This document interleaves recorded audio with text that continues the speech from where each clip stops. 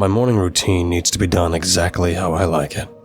I wake up, roll out of bed, use the restroom, shower, shave, drink my coffee while listening to my wife, Jen, babble on about her day while I think about work. She hands me some kind of baked good. I lean down, kiss her cheek, and tell her I love her absent-mindedly before getting in the car.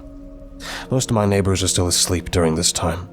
I listen to songs that remind me of a time when I didn't have adult obligations, wild teenage years where I dreamed of escaping the rat race and finding fame, glory, and endless riches.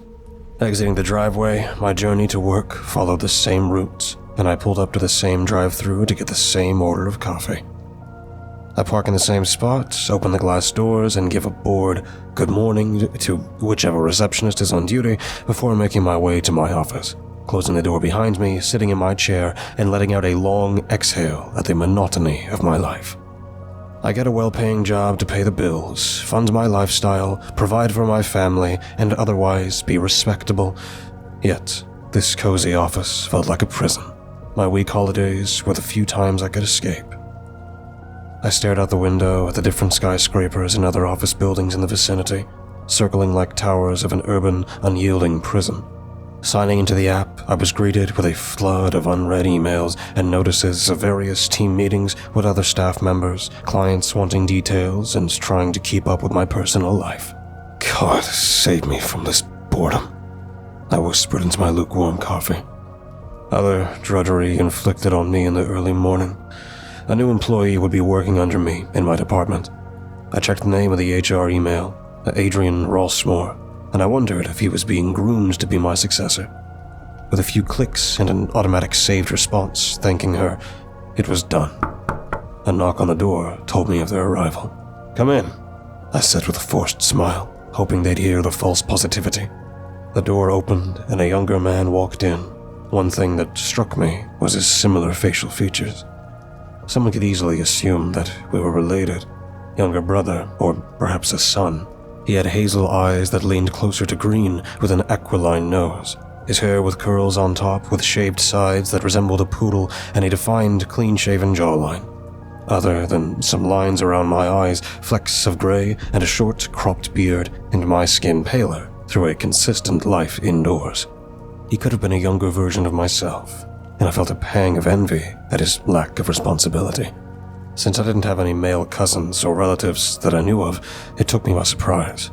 I extended my hand with a handshake that he readily accepted with a polite smile. He had to be 20, no older than 25 compared to my near 40 years. His grip was a little shaky. Nerves, or perhaps excitement, gesturing for him to sit in the seat across from me. "Adrian Rossmore, I presume. Pleasure to meet you." My new colleague glanced down at the sign. "Thank you, sir. I'm excited to get started here." He took a seat, casually sitting back, relaxed with his legs and elbows resting on the arms of the chair. I gave a grateful smile for the mark of respect. No, we're casual here. Call me Mark." I was waiting on a reference from the Room movie, however, I figured he was too young to remember it. The role is a supporting one.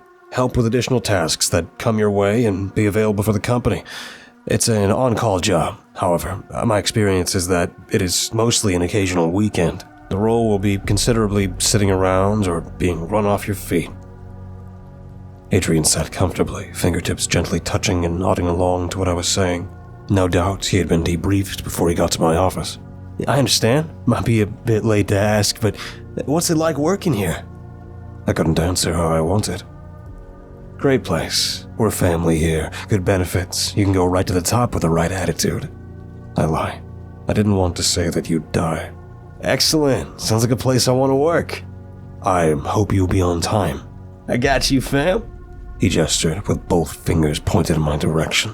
Suddenly, I felt old and smiled, looking to the door, and unfortunately, he didn't take the hint.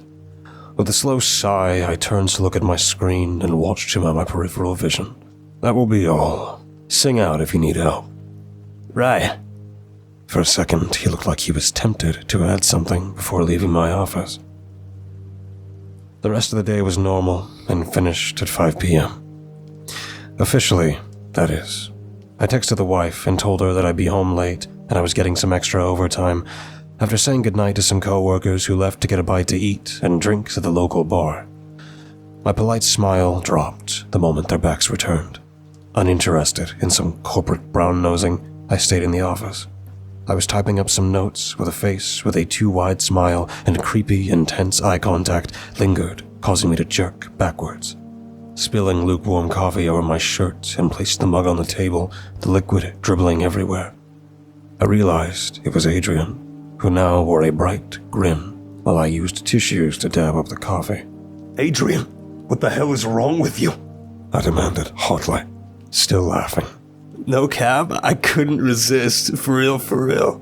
He held up his hands, helping himself to the seat across from me, the same place he had been previously in the day. I let out a long, exacerbated sigh, attempting to build up my tolerance, resting my thumb and forefinger against the bridge of my nose, and realized I would have done the same many long years ago.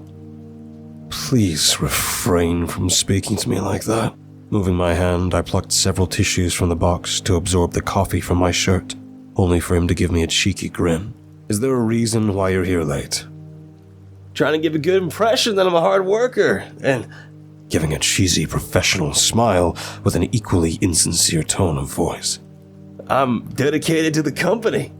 "I'm happy you're such an efficient worker," I responded flatly, my attention back on the screen when it flickered black.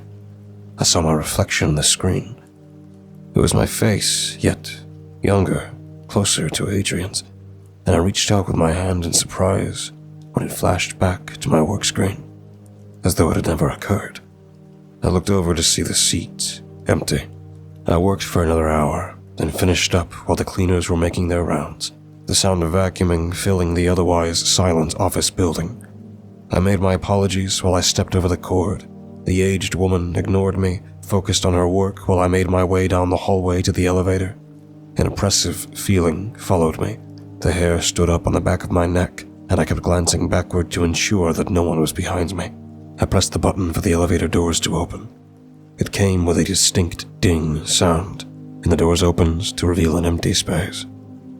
I stepped inside, heard footsteps running to the elevator, and waited for whoever it was to pop inside.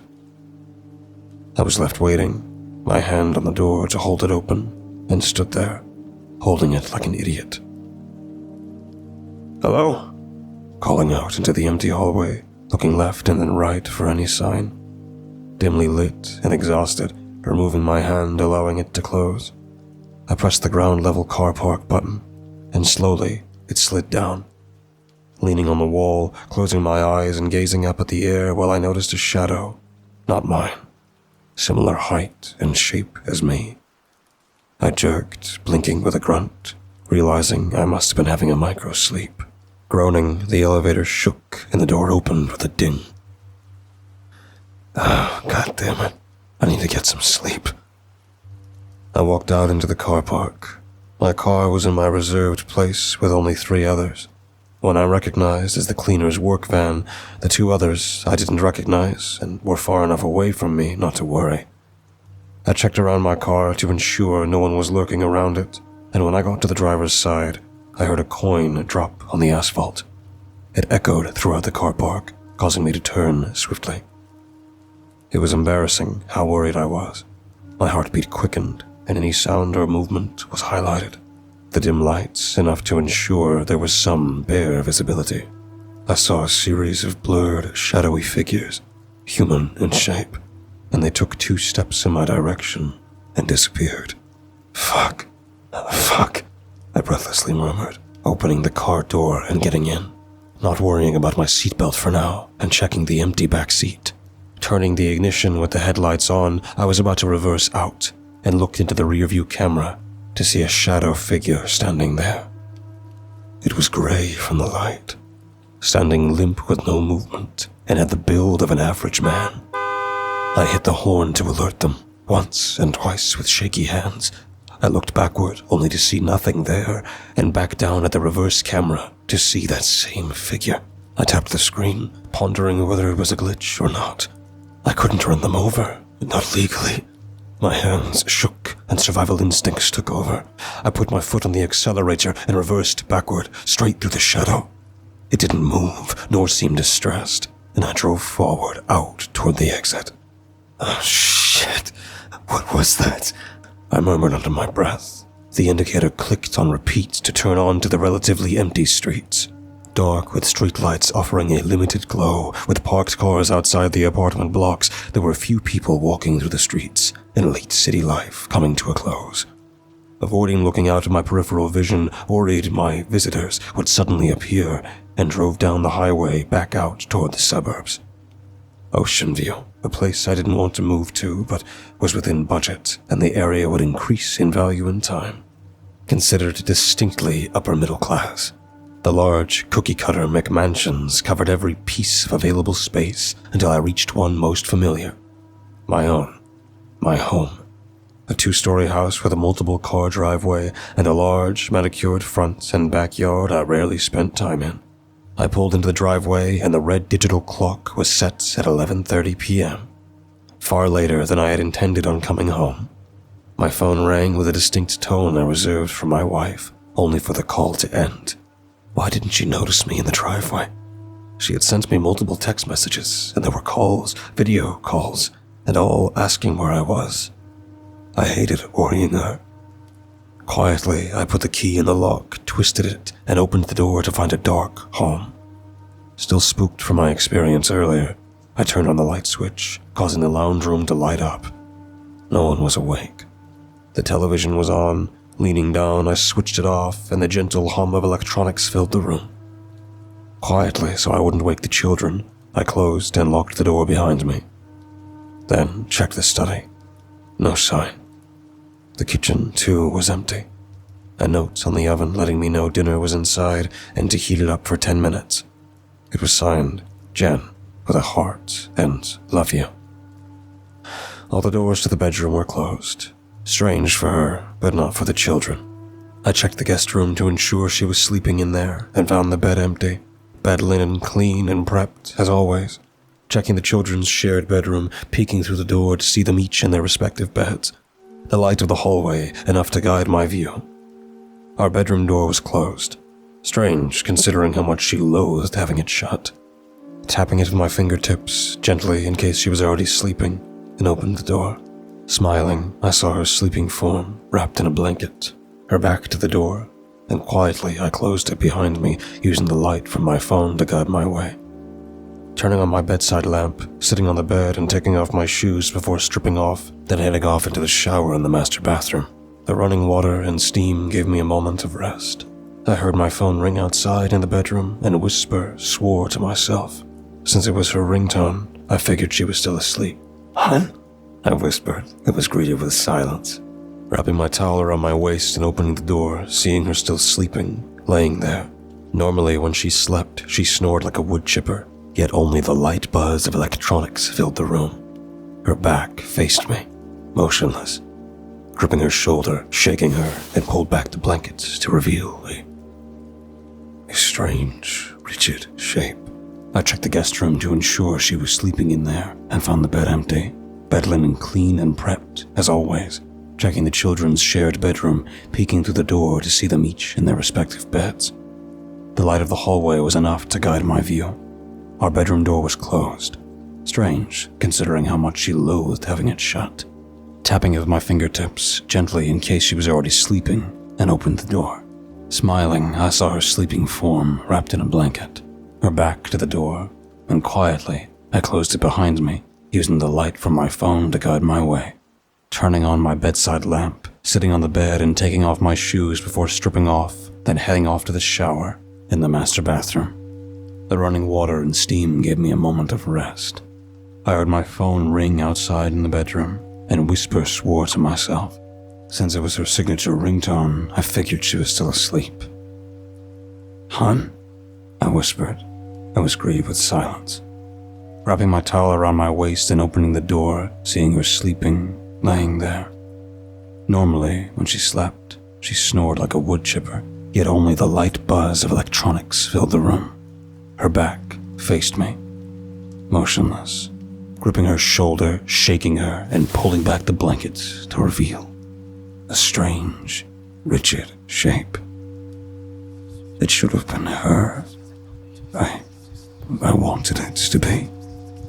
It wore her bloody auburn hair as a wig. A fleshy mannequin with no face, and only the dents where the eyes, nose, and mouth should have been. No clothing, no humanity. Just skin without a seam. I reached for her hand, only to find she had no fingernails. It hung limp in my hand and tightened. Twisting my hand out of her grasp, standing up and moving away from it.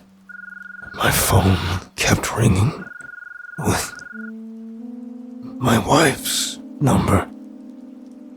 I picked it up, staring at it with her smiling image gazing up at me, a finger primed and ready, still debating whether or not to accept the call. I pressed it. Hello? I choked out, only for the call to disconnect. I flicked the light switch, blinking with my eyes adjusting, and called her phone. I could hear it inside the house, but downstairs. I ran down the hallway toward the stairs, seeing a shadow lingering out of my peripheral vision, and stopped, only for them to step back into the dark. I took a couple of steps, pushing open the door to the guest room, and turned on the light, finding absolutely no one there. The call dropped out. I had to reconnect the call again. It rang through the house, and it was nestled in between the cushions, lighting up between them, giving a muffled ringing sound. Nearly slipping on the curled-up rug, I plunged my hand in and lifted it up, only to see my number respond with text messages saying, one after another, "Answer me, baby. Why won't you answer me? I love you. I'm sorry. I had to do it. Forgive me." What? No. I tried to unsend them, only for them to return with others, each more gruesome and sexually violent than the last. For every one I deleted, another 3 would show up. At first it would simply appear on hers, but now the keys flashed and showed the words typed with invisible hands with my phone. Holding both phones, my hands trembled violently, and I tried to turn them off, only for it to be ignored. It wouldn't respond. My wife's phone called mine, but I was holding it. I clicked accept call with my thumb. It converted to a video call. Perhaps our phones had been hacked. There was nothing but static until I saw my confused face, frightened and eyes wide in the dark. The only light coming from the phone. The only time this version of me stopped looking was when I turned my face away. A head without a face lingered behind me, standing just over my right shoulder, and no matter how many twists and turns I made, it eerily shadowed me, keeping a hold of me. I received another phone call, again, from her phone number, and after a moment of hesitation, answered it. The lights flickered several times, 2 quick times, and then a longer, slower one. After a moment of static, the video feed fixed itself. It was me, my hair still wet, eyes strained, riddled with tears of panic and frustration. All except the lips moved without command. "Hey, where is she? Where's my wife?" The screen version of me pleaded, staring at it in confusion and disappointment, shaking my head in disbelief. Maybe I had gone insane. The version of me on the screen didn't recognize me. "Tell me, what have you done with her?" A long, choking sob followed. I didn't do anything. I thought it may have been a recording or some kind of AI program. Suddenly, the other version of me got angry. It made direct eye contact, the pupils dilated to where my natural eye color was concealed by an intense black, baring his teeth and narrowing his brow at me, shouting at me, causing stray pieces of saliva to burst from his lips, hurt and rage. "You're a monster. You killed my wife." It spoke with such sincerity that I could have believed it was me. I shook my head in disbelief. "You killed her. You destroyed this family." Something inside me snapped, broken. I I threw my phone to the floor as hard as I could, causing it to smash into multiple pieces, and they scattered everywhere. I exhaled, hands resting on my knees and leaning with my back on the wall. The dual sounds of my heartbeat and heavy breathing filled the room for company after a couple seconds of silence, until I heard, "You can't escape what you've done." First from the discarded phone, and then from all around me. I spun around, seeking out its source, and with every turn the voice would move. "Why did you do this? Why did you hurt her? Why are you a killer? Mark, why did you do this?" I kept turning. The multiple voices circled around me, and separately they all blurred into one.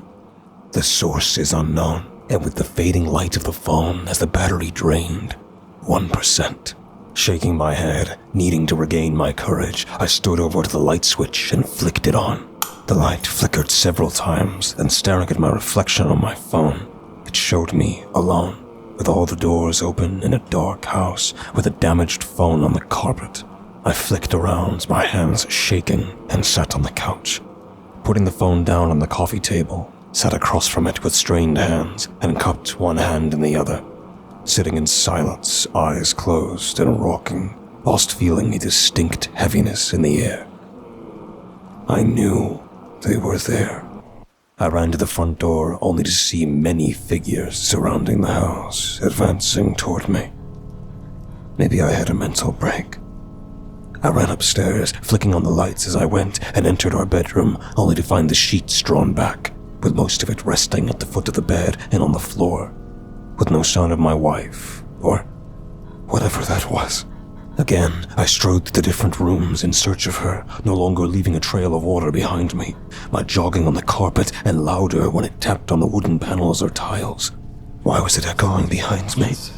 In slowing down, I realized that the sound continued at the same pace from an unknown source. Why is this happening to me?" I whispered, asking anyone the nagging question. Leaning on the wall, nearly knocking off a photograph of my wedding day and a hallway cabinet filled with trinkets that Jen likes to cling onto long after their use. I don't know when this happened. It was just a normal day. There was nothing different. I stayed late to work regularly. Jen was okay. I whispered, rushing with one sentence leading into another, hands clasped together in a despairing prayer, hoping to find the answer and closing my eyes.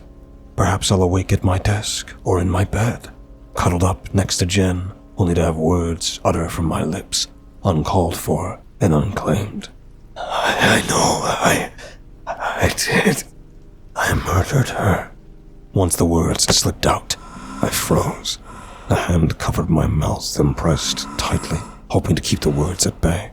Horrified they were uttered without my control. Opening my eyes, the featureless creature knelt in front of me, nailless hands close to me, and its head tilted to one side, studying me without eyes. Crafted without stitches, with no hair nor clothing or signs of anatomy. "Who are you?"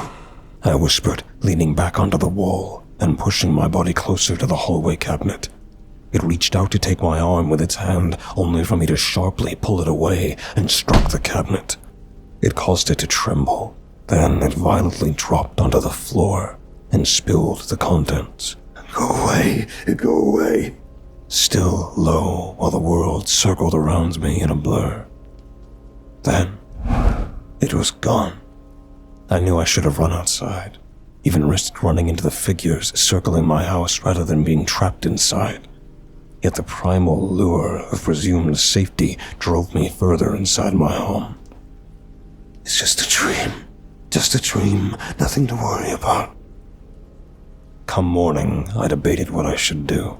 Peering through the vertical blinds, blinded by the intense morning sunlight, I watched my neighbors prepare for the day ahead. I expected the roar of lawnmowers and the sound of my neighbors rushing to their cars in an attempt to beat rush hour. Instead, I saw my neighbors rush to their cars in their work attire and drive to work, completely oblivious to the suffering that had transpired inside my home. My next-door neighbor, Jeff, a man who I barely knew except for the odd encounter just outside my house. I rushed to pick up a pair of boxers, the wet towel long discarded in the house, and rushed out the front door, shouting as I ran in his direction. Jeff, help, please. There's someone in the house. They got Jen. He spun around, staring at me aghast, and leaned on his car, looking me up and down, seeing my reflection in the window of the car, and saw I was a mess. My hair, still wet, concealed my view, and was messy. My skin was coated in a layer of sweat and blood. I lifted my hand to brush the hair from my face, to see my beard was overgrown, and the wild, frantic look in my eyes shocked me. I looked insane. Hey, Mark, it'll be okay. I'll call the police. He cleared his pompous throat. Don't touch my car. I put my hands up and stood close by, staring at my house. It was empty, the front door ajar from where I made my escape. My eyes scanned each of the windows until I saw Jen standing, staring out at me. Happily, I turned, grasping Jeff by the shoulders, and shook him in sheer joy at her survival. Look, she's alive, I exclaimed to his strained smile while his phone rang. I turned and ran back to my house, uncaring that it could be a trap I was being drawn into. Hello, police. My neighbor has gone nuts. His name is Mark. I heard Jeff's voice on the phone fading behind me, but I didn't care. Barefoot, I hurried across the lawn, ran inside, and straight up the stairs to our bedroom. Through the open and chaotic room, I looked for her and found the space to be empty. Jen, I called out, rushing into the master bathroom and finding it too empty. Mark. A faint whisper called my name. The voice sounded like mine, and in the sunlit room I saw the bed had been remade. No sign of clutter, nor the chaos of the evening, the horrors of the night before. Gone. Jen! I screamed loudly, bellowing, and I saw her in the hallway. Running to her, only to find my own face staring back at me, and jumping backwards, only to fall and landing on the rug. I could have sworn that I heard both broken and discarded phones ringing throughout the home. Have I gone crazy? I whispered to myself, covering my ears with my hands and lowering myself to the ground. I sensed someone standing over me, and then saw a shadow. Staring up, I saw my new colleague standing there, a snug smile on his face. He wore the same suit he wore when we first met, with the only difference being it was drenched. Now close, I realized it was blood. Good to see you again, Mark. Oh, why? You were tired, bored, needed a change. He squatted down, a hand brushed a stray hair from my gaze, whilst dripping of condescension. When you called me, I answered. Unfortunately for you, you weren't clear with the specifics. What are you? You called out to me. I remembered that morning, my daily mutter under my breath, and recalled what I said. God. I asked for God. I insisted, hoping that would drive him back, his expression neutral. You should have specified which God you wanted. Adrian shook his head, sadly, not confessing which twisted god he was. And my change began. Please, tell me. I murmured, with my fingernails dropping onto the floor like bloody discs. Whilst looking down at them, my scalp peeled off in a single layer, and I noticed all the marks on my body blurring into one consistent form. No scars, no freckles. Pure perfection. Tell me who you are. I tried to scream, only to find my mouth was sealed shut with skin. A muffled whimper rang out. My eyes were the next to be sealed shut, and I could see shadows, traces of movement before. My breathing now labored, with my nostrils sealing over and my body stiff. My insides no longer my own. Suffocating, with only my ears still remaining free to hear. You are free, whisper the last words I ever heard before my humanity left me.